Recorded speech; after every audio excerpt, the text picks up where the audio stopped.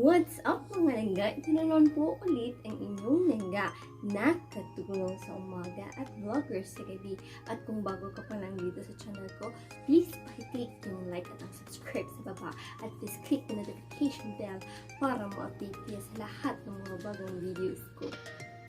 Sa bago pa lang po dito sa channel ko, please check my videos po na may advice tayo kasama si Madam Langga. At marami pa po iba. Sa mga hindi pa po nakakakilala sa akin, ako po si Langga Alesa, isa po akong domestic helper dito sa Middle East. So, yung mga nakikita yung mga nakaraan kong video mga langga ay hindi pa po ako nakatandong. Ngayon po ay gusto ko pong pag-uusapan natin yung mga experiences ko bilang isang domestic helper at hindi lamang din po ako kundi ng mga iba't ibang storya ng mga OFW nating mga Pilipino. Gusto mo bang maging domestic helper katulad ko? Katulad niya? Katulad ng kapitbahay niyo? Nagbabalak ka rin bang mag-abroad dito sa Middle East? Dahil lang ba sa nakita mo yung kapitbahay mo na ang kinis-kinis at ang puti-puti nung siya'y umuwi? Ang gaganda ng mga posts sa Facebook at kung ano-ano na yung mga kinakakain yung mga masasarap at nakapunta sa iba't ibang magagandang lugar. Nagti-TikTok rin, parang walang problema, parang walang trabaho. Yun ba yung nakikita mo sa kapitbahay niyo o sa mga kaibigan niyo? O katulad ko, nagbablog lang. Ang gaganda ng mga post sa Facebook, yung mga damit. Well, huwag ka na lang mag-abroad kung naiinggit ka lang sa kapitbahay ninyo o sa mga kaibigan ninyo. Alam niyo mga langga, ang pag-a-abroad ay hindi madali. Well, kung nakikita ninyo na masaya kami sa social media, ay sa totoo lang sa likod ng mga ngiti namin, andun yung lungkot at pagod at sakit sa pagkamis namin sa mga pamilya namin at lalong-lalo na sa mga anak namin. Kaya mga langga, bago ka mag-abroad, dapat ito yung mga bagay na dapat mo malaman.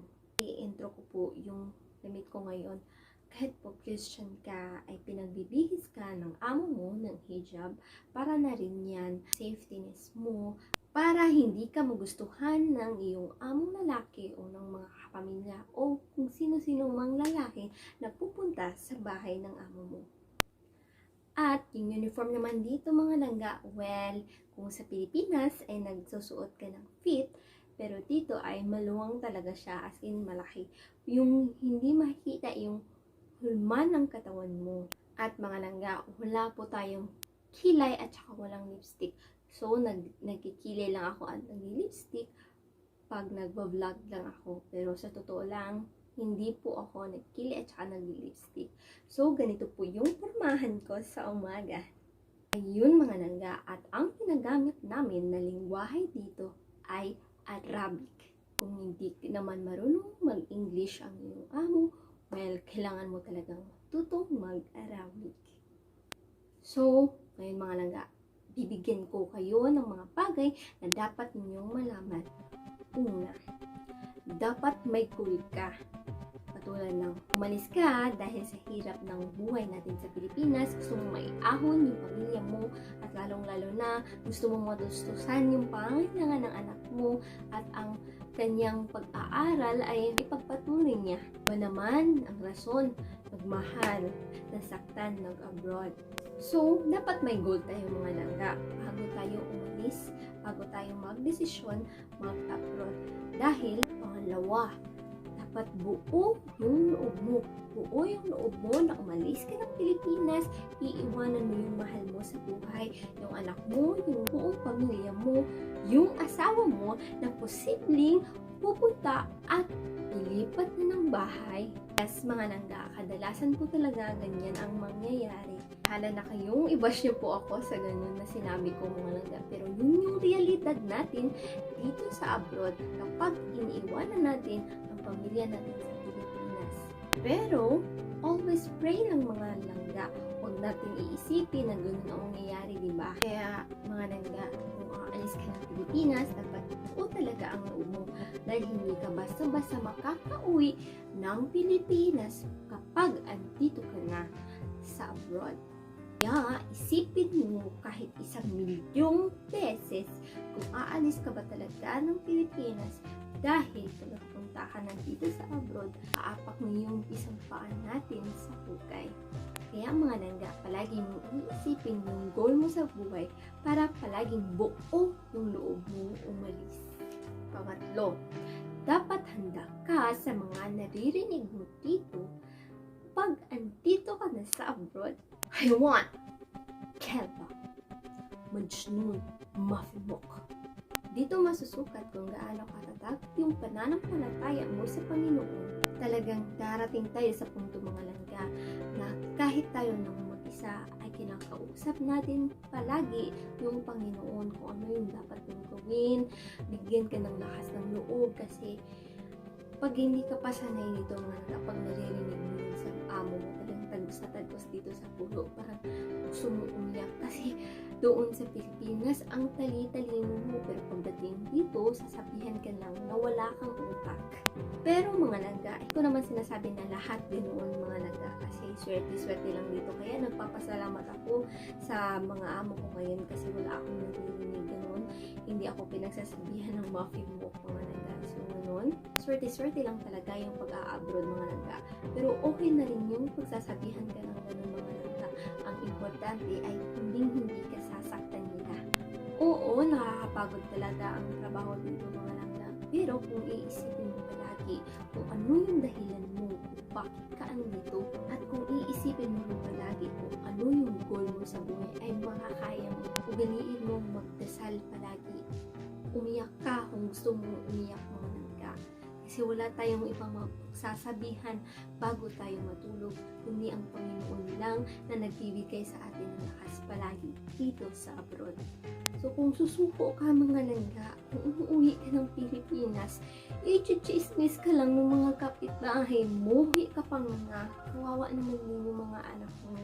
So iba talaga mga langga pag may anak tayo, kasi sila yung nagbibigay sa atin ng lakas. Sa tuwing nanghihina tayo, at talaga yung pumapasok sa isip natin kapag nanghihina at pagod na pagod tayo. Kaya mga langga, patatagan ng loob dito. Pag may marinig ka na hindi mo ng bagay na galing sa amin, ipasok mo dito at ilabas mo lang sa kaliwa. Kasi kapag susuko ka, talo ka. So laban lang para sa pangarap at sa pamilya mo mga langga. Kung wala kayong maintindihan sa mga sinasabi ng mga amo nyo, lalo na may mga amo dito na hindi marunong mag-English, so magtanong na lang kayo sa mga bata. Doon ako natutong magsalita ng Arabic dahil sa mga bata, nagtatanong ako kung anong ibig sabihin nun. Pang-apat, dapat handa ka palagi sa lahat ng problema sa Pilipinas. Yes, mga nagaling yung realidad. Kahit konting bagay, konting problema, konting pera, ay sa iyo pa yung tatawag at sa iyo pa yung magchat at ikaw pa ang maghahanap ng paraan para sa kanila. Pero, hindi naman din lahat mga langga. Swerte-swerte na lang din kung magkaroon ka ng asawa na mabait at may initiative sa buhay. So, magre-real talk tayo mga langga. So, ganito talaga ang bawat nangyayari sa mga istorya ng mga Pilipino. Minsan ang mga asawa ang huhut-hut dito sa abroad. Buti pa sila kumakain doon sa masasarap. Tayo, alam niyo ba mga langga, pag andito ka sa abroad, ikaw na yung kakain ng mga tira-tira ng amo mo o di kaya ng mga bisita ninyo. Minsan ang mga asawa mga langga talaga, nahanap din ng paraan para lang magkalaman ang kanilang mga bulsa. Kahit binigyan mo na ng pagkabuhayan showcase, ay kulang pa rin yan sa kanila. Masya-shock ka na lang. May utang na pala yung asawa mo na hindi mo alam kung saan napunta yung pera niyang inutang galing sa ibang tao.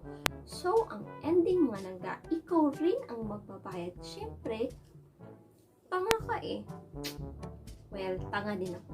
Siyempre mga langga, babayaran mo yun kasi nakakahiya naman din doon sa inutangan niya. Minsan, hindi yan ang mga asawa natin pag naiwan na sa Pilipinas. Nag-chat lang yan pag malapit na ang sahuran. Doon mo na mababasa yung mga sweet messages niya. At pag nakuha ng pera, hindi mo na matatanggap o marinig yung thank you nila. At pagkatapos ng ilang araw, mag-chat na naman yan na may iba na naman siyang problema. Yun yung realidad mga nangga. Nagkukuskus tayo ng mga anigoro, nagpupunas ng mga tae, ng mga bata dito.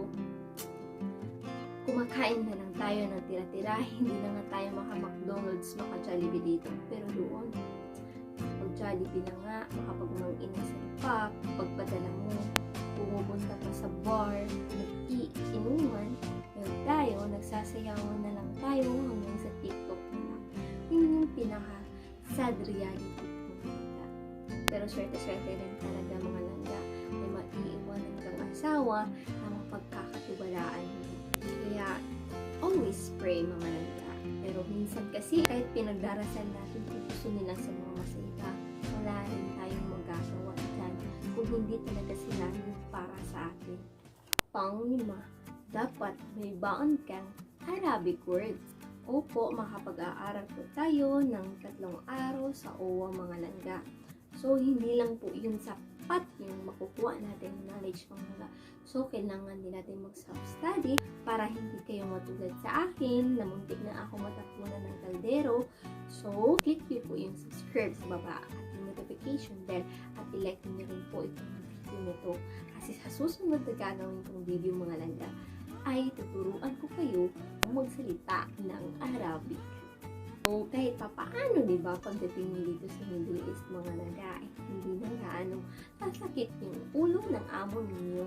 Kaya minsan doon talaga nagkakaproblema mga langga, yung nakikita ninyo na problema sa mga Pilipino dito. Ako hindi ko tinitignan yun. Kasi kadalasan hindi kasi naiintindihan yung sinasabi ng mga amo nila. So, ayun mga langga, explain ko po sa inyo yung mga gandang post po namin, yung mga TikTok, mga gandang mukha po namin sa Facebook na kahit haggard na, nagpapaganda pa rin kami. Yun yung ways namin mga langga upang mapagaan namin yung sarili namin. Pag may nababasa kami mga gandang comment sa comment box mga langga, sobrang nakakapagpasaya ng damdamin mga langga, nakakawala ng pagod yung mga langga. So, pag andito ka na, ma-experience mo rin yun. Maghahanap ka rin ng paraan kung wala yung amo mo. Maghahanap ka ng paraan para makapag-selfie ka agad. At kung magkakasakit ka dito mga langga, wala tayong tatawag na mangulang. So, kailangan din natin talagang parati malakas yung loob natin. Kahit nangihina na tayo mga langga, so magsa-self-comfort ka na lang mga langga. So, kumain ka lang kung marami namang gatas yan sa ref ng amo mo. Minum ka kahit ang lansa-lansa, masasanay ka rin mga langga para rin yan sa katawan mo at para rin yan sa pangarap at sa pamilya mo. Susunod ko pong video mga langga, gagawa po ako ng mga basic words na ginagamit ng mga amo dito sa Middle East mga langga. So, kasi iba-iba po yung sinasabi nila. Pag sila yung nagsasalita, iba po yung Arabic na ginagamit nila. At kapag natulong naman po yung kausap nila, iba rin po.